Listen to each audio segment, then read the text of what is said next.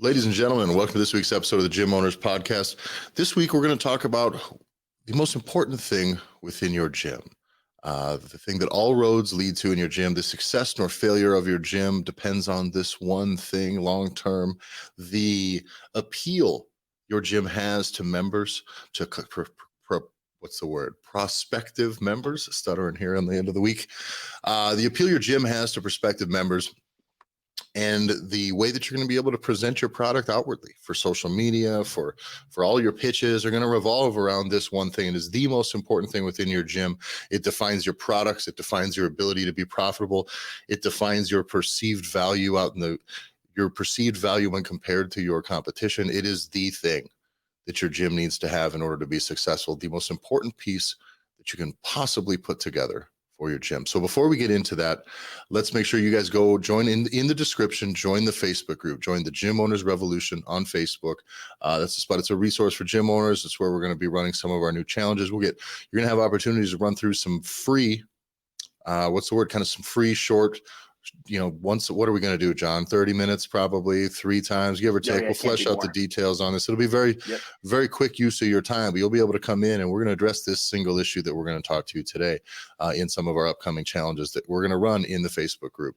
So make sure you join the Gym Owners Revolution. Follow me on Instagram at Tyler F. and Stone. That's Tyler EFFI and Stone. Follow the show on Instagram at the Gym Owners Podcast. And John? At JBanksFL on Instagram.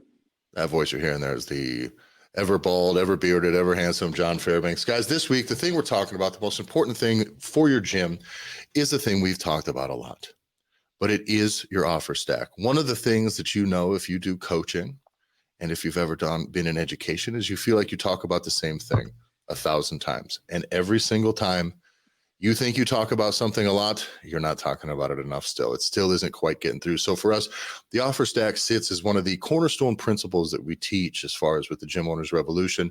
It's the centerpiece for everything that we do within the Gear Academy, learning how to build it, how it should be presented, then how you use that for marketing, how you position yourself against your competition, how you're able to upsell, it's everything, right, John? This is everything that you do presented in the way that makes the most sense to your clients.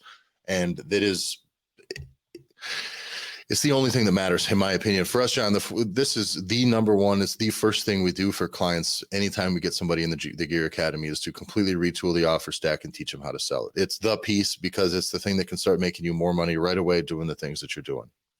Well, because it takes a proposition of a yes or no proposition and whether or not you can win or successfully sell something that you have available, and it really puts you in a position where it's a yes or yes, and it's either you win or you win big.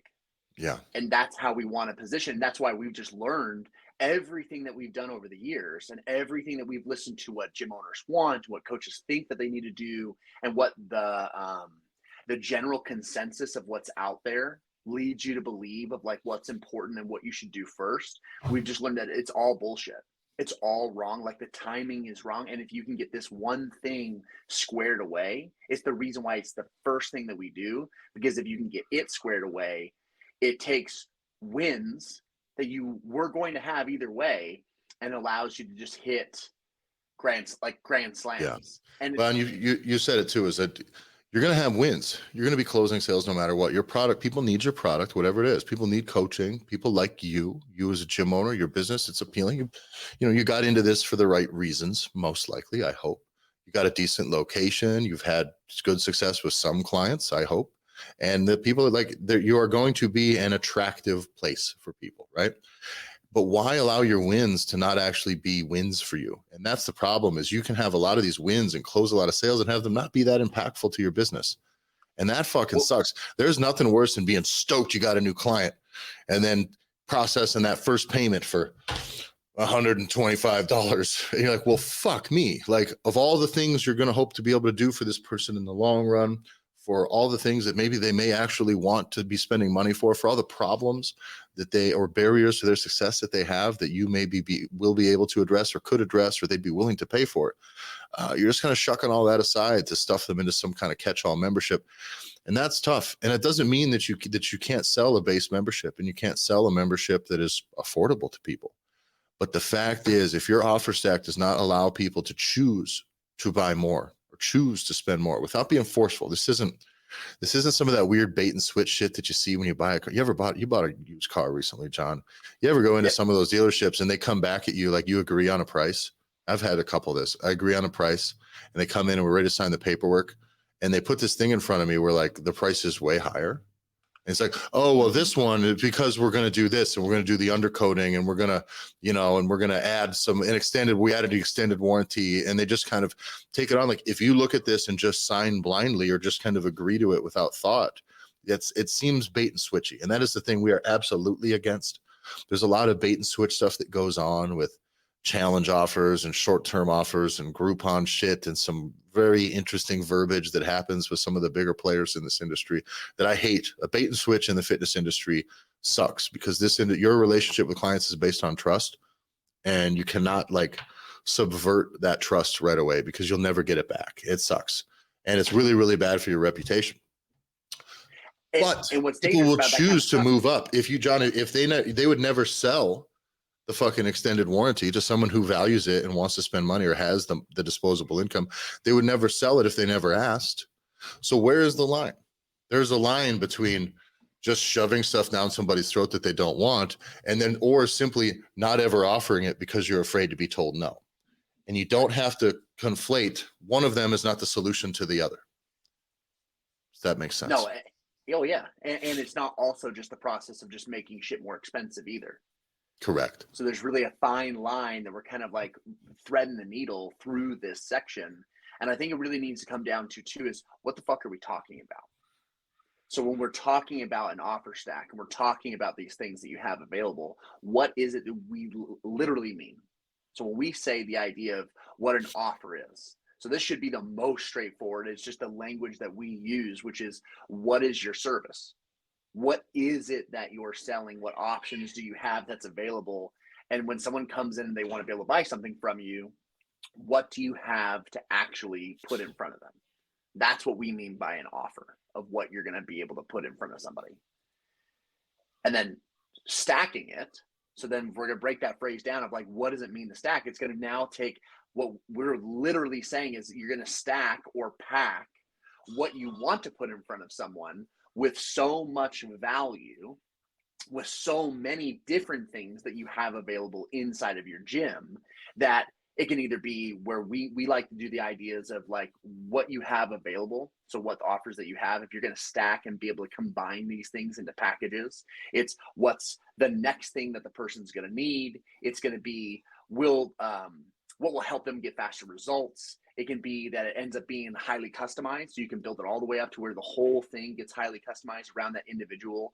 The whole idea is you put so many different options now together and packaged strategically in front of someone into a stack of offers that are now all together that then should make the person that's interested in coming and joining and working with you really make them feel like an idiot if they say no to what you just put in front of them, because you've essentially by design have solved every one of their pain points and everything is pointing to the direction of what they want to achieve, not by accident.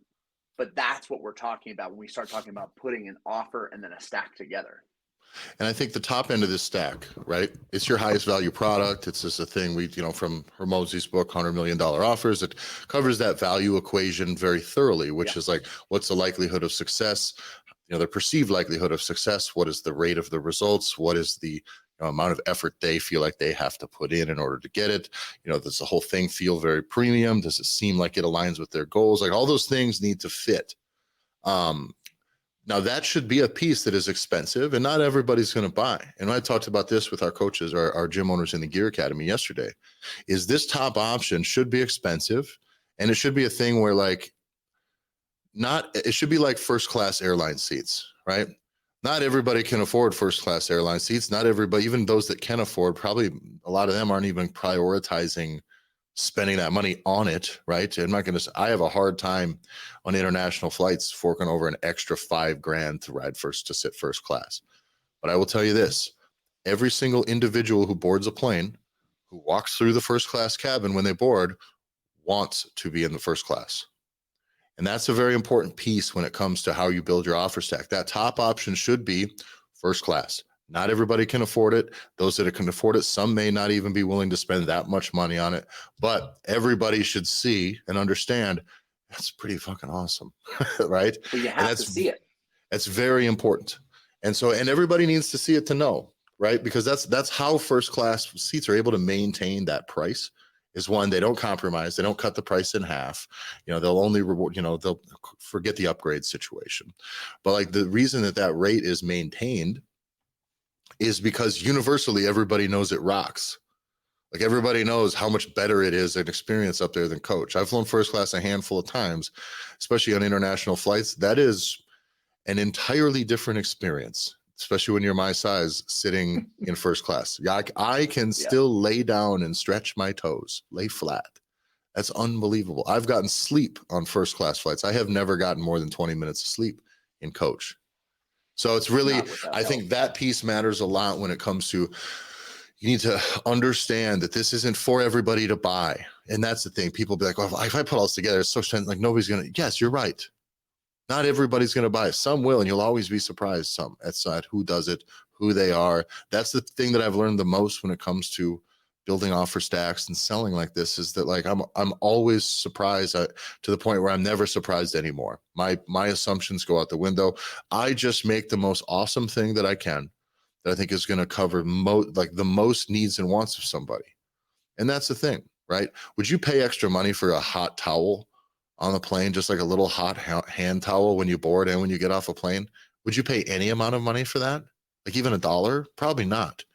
But when you get it, it fucking rules.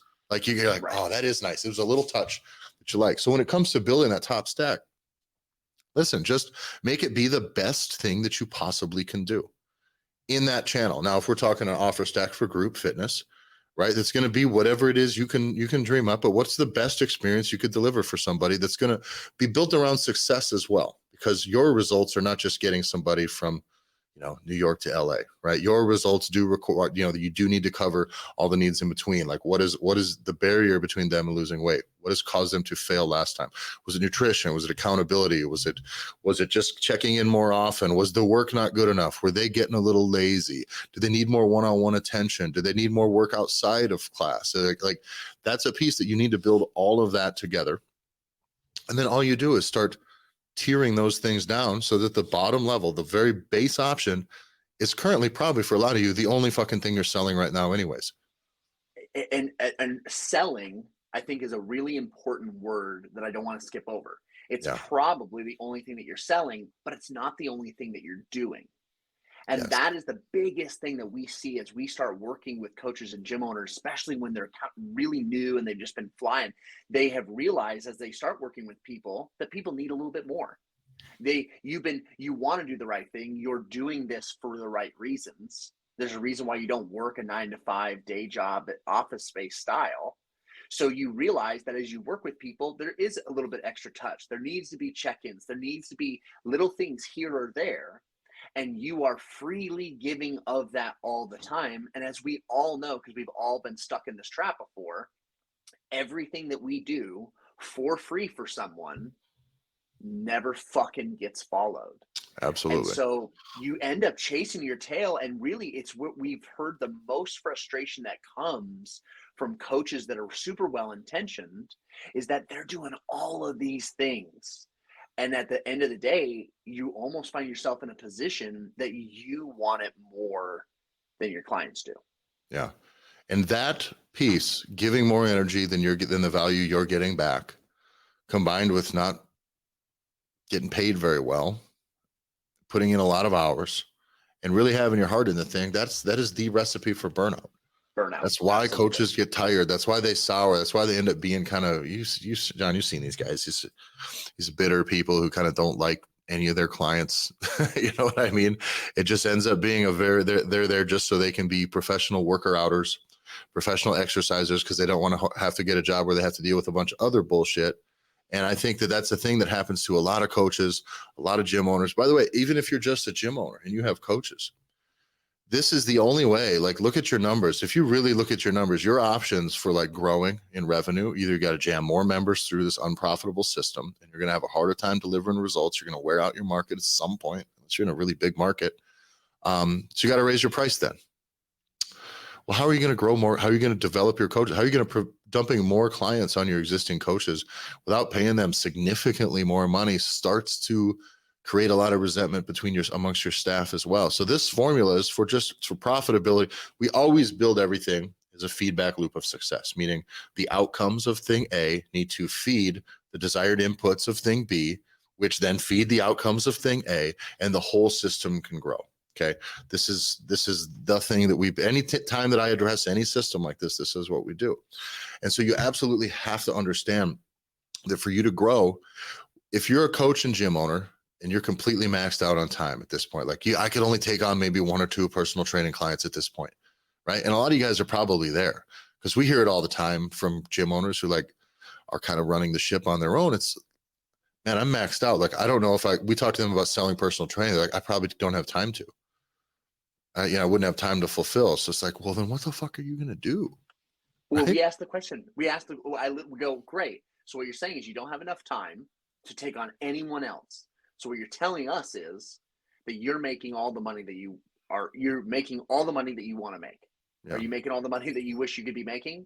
And the gym owner literally goes, well, no, I don't think that'll ever be possible. It's like, well, then we have a fucking crossroads and we got to make a decision of what you do next. Yeah. And that thing is in order to grow, that recipe needs to start to shift a little bit. Meaning if you're peaked, you can't afford to pay any new coach to come in and take your time away, to free up some more time for you. And you're only selling, most of what you're selling is group fitness and not much else. And it's not hyper profitable for you. You're not living how you want to live. You can't go take 2, 3, 4 weeks vacation like you wish you could have, like you thought being your own man, your own boss was going to get you. You're going to have to make some change to what you offer. And that's the biggest piece is everyone who's coming in is getting shuffled into this singular product, even if it's great. And even if you run great group classes, there's a whole wealth of people out there. I have a client who I work with now pretty regularly who flat out just will not work. He just will not deal with group classes. It's just not it for him. So if you're making all the money and you have tons of appeal and everything's going great for you with just selling group fitness, wonderful. But know that people with deeper pockets or who maybe want a more premium experience are just going to take their easy money somewhere else. And you got to live with that. And that's tough to do when you're in the situation you're in, where maybe things aren't quite producing for you the way that you wish they were going to. So one of the things we do is we have to start addressing, this is where we get into the threading your offers principle, right? So the offer stack, take your base offer, build all your services, your additional services up, that will get them from where they are to where they want to be, and check every box between A and Z there. And that's your offer stack. Just layer it up. Boom. Okay. Now threading your offers means you do have different products within there because your base product is a group membership. Well, that's going to be a bit different than the offer stack for someone who primarily wants one-on-one coaching. Right. Right. And that's going to be also different for a custom small group that may come in. This is, I want you to coach my, these 10 kids on my, 10 of my kids softball or baseball players or whatever. They want a custom team training. We'll have to come up with a name. We'll call it team training. But if you're going to do some team coaching like that, right, that's going to be a separate offer stack for those people because it's a different conversation. The desired outcomes are different. It's not based on the individual. It's going to be a bit different if team training is youths. The way you have to approach and fulfill some of those products are different. If you think coaching nutrition for a bunch of 14-year-old basketball players in the off season amongst doing their strength training, if you think that is the same product as what you're going to deliver while coaching a 45-year-old housewife, it's a very different nutritional fulfillment because you have to deal with the parents. You're truly educating multiple parties and you're trying to move a whole family system around. It's not just, you can't just worry about one person's psychology. It's different and it should be priced and communicated as such. Okay, so this is why the first thing we run through when we do our threaded offers, which is why we deliver this on essentially an app, touch buttons, so you can kind of move across with your different products, and it just feels very slick. But you can come in and you can ask the person right away what they're looking for, right? Are you looking for group fitness? Are you looking for one-on-one personal training? Are you just looking for nutrition coaching? Are you looking for team training? Are you looking for a custom small group where just maybe you and a few of your friends can hold up an hour a couple times a week and come in?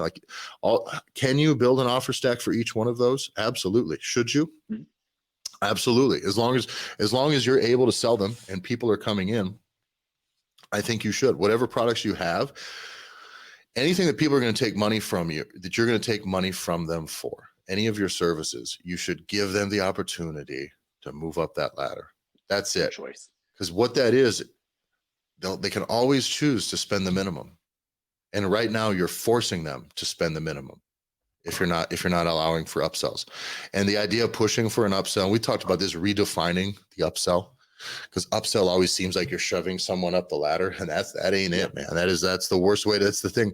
I hate coercive sales tactics at all. I hate it. I'm a very take it or leave it kind of guy when it comes to how I sell.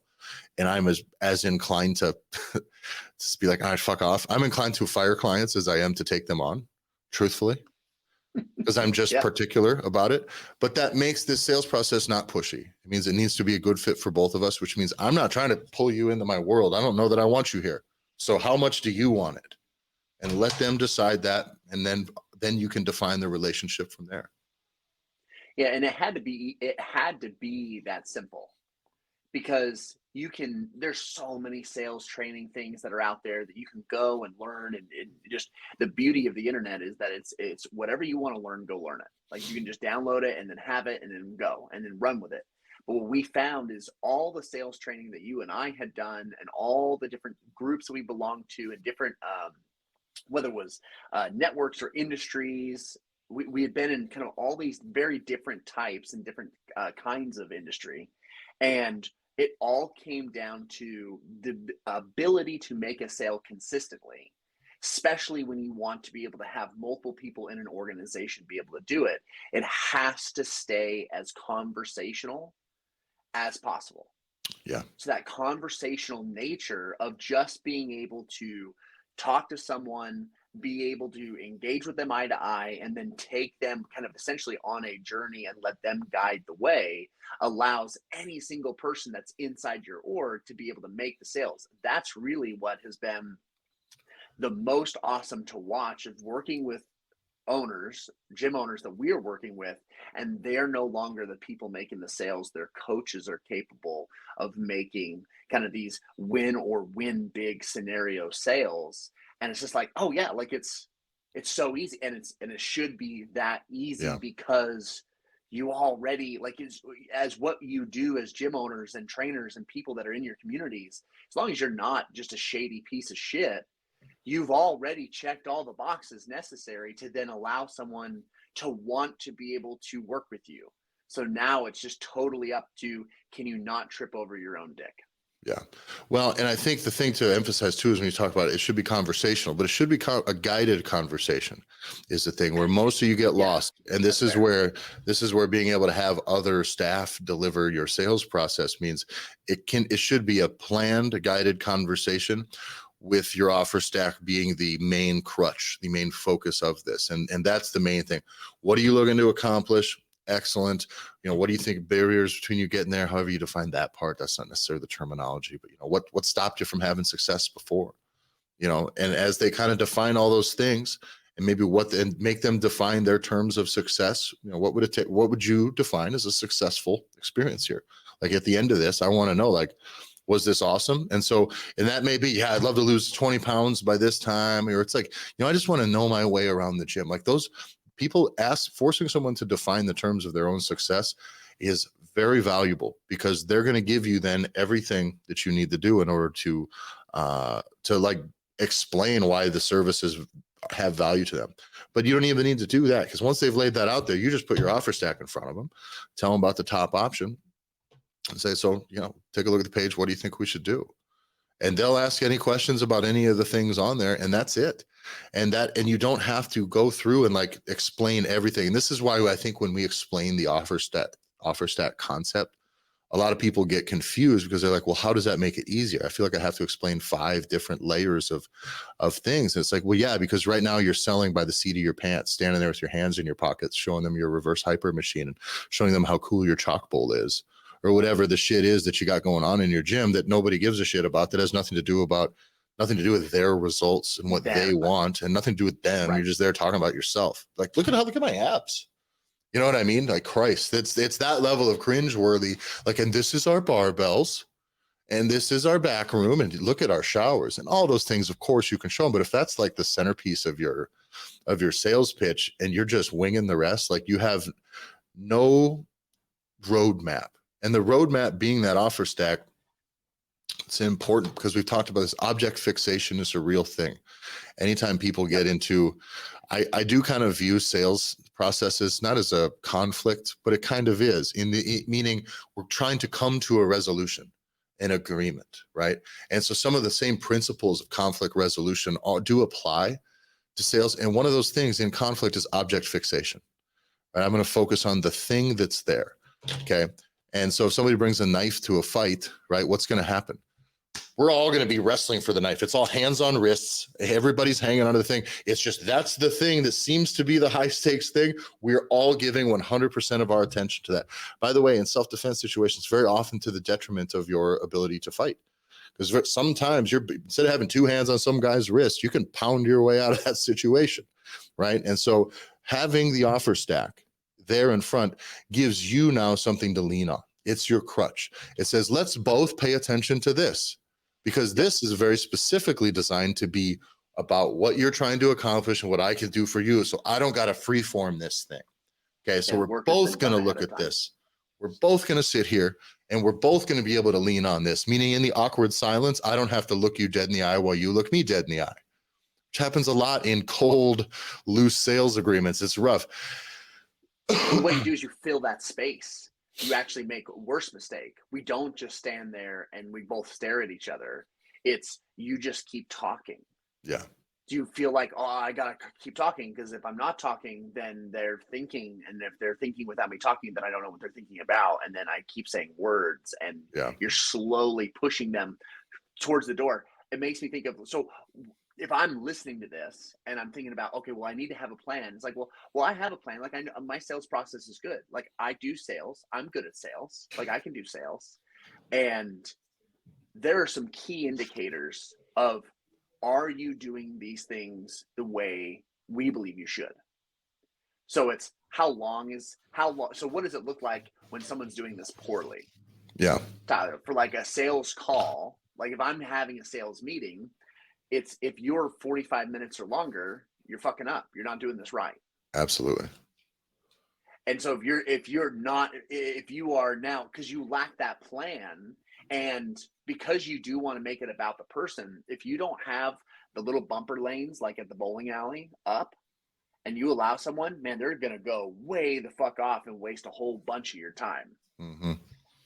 The folks that we've seen that have had the least amount of success with this is they go into a sales scenario, they come back an hour later, and they're like, yeah, so like I fucked this up because the person just talked about a bunch of stuff that doesn't matter, and it ended up being more of a therapy session than it did an actual, like nothing was accomplished. Yeah. Yeah. And I think also knowing that you're going to go to the stack, this is also important, setting expectations. Is I'm going to go to this offer stack, meaning at the very beginning. All right. So I'm going to ask you a question about what you're looking to accomplish. We're going to figure out what you're trying to do. I'll answer any questions you have, and then we'll go over, I'll show you the services, and you'll have some options to choose from. Let them know there will be options to choose from. And that piece is going to take you really, really, really far. Now, for you as a gym owner, defining the success of your sales system isn't just about closure rate either. And that's important to know, is like, if you're able to, if I'm selling $10 memberships, I'm going to have a pretty high closure rate, and I can think I'm a fucking ace, but I'm going to be poor as fuck. That sucks. It's not going to work. So at some point, if you build your system to where you have at least the opportunity for people to spend more money, right? And maybe your base product isn't so cheap and pointless, right? That you may have a lower closure rate as far as a percentage. However, your profitability, your average closure ticket price is going to be much, much, much higher.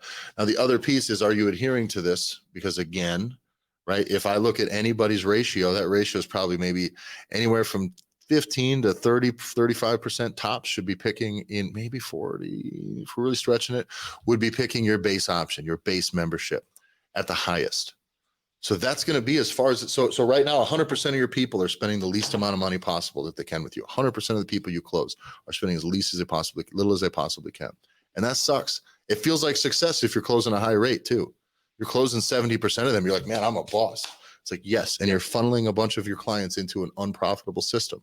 That's not going to be harder to fulfill because you don't have the money to do it. And that sucks. That really, really sucks. If you just lay this out as such, okay, now instead of 100% of your people spending the minimum, it might be 20 or 30. And everyone else is just giving you more money. And every product that you layer in your offer stack is easier to fulfill than your base product. It's less hours. It's a higher value product. It's more money per input for you. It's much, much, much easier on you. So for scalability, for profitability, and for building your own time, it's really, really, really important, because we've talked to gym owners who get to the point where they only have 2 or 3 more hours. Like they don't know if they could take on more one-on-one clients. They're already coaching. It's tough to bring in another coach. They can't find anybody full time. Well, then you need to sell people into something that's profitable. Meaning you may need to have these sales conversations. And when someone comes in, if you're just looking for group, I'm sorry, like our classes are pretty full at the moment. I can only move you towards, pick your most profitable piece. Because at that point, like you mentioned earlier, John, is the last 3 hours that you have available in the week should be worth way more than the first 20. Right. Way more. And if you're just going to fill them up to fill them up, like it doesn't do you any good, because now you don't have any time to like flexibly address your business. And that's a rough spot to be in. And that's where burnout comes. Employee. Absolutely. Yeah. Is you did this so you could be your own boss. And then very quickly you find that you're a slave to your own machine. And we've had to wake gym owners up to this. Yeah. Is that it's who owns this? Whose business is this? It's my business. Well, then fucking do whatever it is that you want to do. And but it oftentimes this is where the value of being able to have other voices having a conversation with you, and that is where we have no problem telling you exactly what we think. Yeah. And that is very valuable, not having a bunch of fucking yes men around you, or not having a bunch of people around you that don't know what the fuck they're talking about. You may find that oftentimes in your little communities or your circle of people, you're the only person trying to play this game differently. Yeah. Nobody else really can relate with you. And that is why we built what we've built, and why we have the Gym Owners Revolution, and why we escalated and elevated those that were wanting to be able to go from that passion to a profession and take the leap and ready to accelerate and move forward into our Gear Academy, because I was tired of listening to gym owners thinking that they were unique or in a situation that was only for where they're from or where they live. And you and I were having 15, 20 different conversations with people from all over the world that were having the exact same issues, the exact same struggles. It's like, bitch, no one's talking to each other. Yeah. Y'all got to talk, and we can help be there and help you have. But you guys, we need sounding boards from other high quality people that are trying to play this same game, so that you realize it can be done differently. Because I think what happens when gym owners talk amongst themselves is they just want to feel their problems heard, and that's the thing. Yeah. It's wonderful, if you're married, fellas, men out there, like when your wife comes home and complains about people she doesn't like, or the problems that's going on, or this happened with the car. What she wants is to be heard. She doesn't want you to immediately do what I do, which is go into problem solving mode and say, well, that's easy. We'll just do A, B, C, D, ba, ba, ba, ba, ba, ba, ba, ba. Well, you're going to make that a lot worse. However, as far as your business goes, you don't need a fucking spouse, and your feelings have no place here. Okay, so if you're going to come in and you're going to say, I have these problems, I'm not making enough money, I'm working too hard, and John and I will lay out, all right, here's the 10 problems in order here. Here's what's prioritized. Let's execute on A, B, C, D, E, F, G here. And I have no patience for you to not take action. She's like, well, wait a minute. I wanted my feelings validated. That's not what we fucking do here. So if you want to get in on the Facebook group. You can dip your toes in. We're going to run a couple of those challenges soon. You'll be able to build and execute your own offer stack and learn how to sell that, hopefully by, I'd say for sure, maybe a month into the first quarter here of next year. So make sure you get into the Facebook Gym Owners Revolution. Link's going to be in the description. If you want in on the Gear Academy, you're done having enough, you've spent enough time on the Gym Owners treadmill and you want to take the leap, shoot us a message, or you can ask us, probably just message us directly. You can email us at we're at thedudes@gymhacking.com, hackyourgym.com. Hackyourgym.com, yeah. Or message us at the Gym Owners Podcast on Instagram. But get into the Gear Academy. It's a year-long commitment. We'll get in for a year and we're just going to retool this thing. It goes far beyond just your offer stack. We go from your stack to your systems to your next opportunities, building new revenue streams, from staffing to executing the whole piece, marketing, sales, running ads, all that shit. We can retool your whole system for you in a year and have you up and running in a very, very, very profitable way. That's not going to have you burnt out in a year like probably the rate that you're going right now. So get in on that. Follow Gym Owners Podcast on Instagram. Follow me at Tyler F. and Stone, and John at JBanksFL on Instagram. All right. Thanks for listening, everybody. We'll see you next week.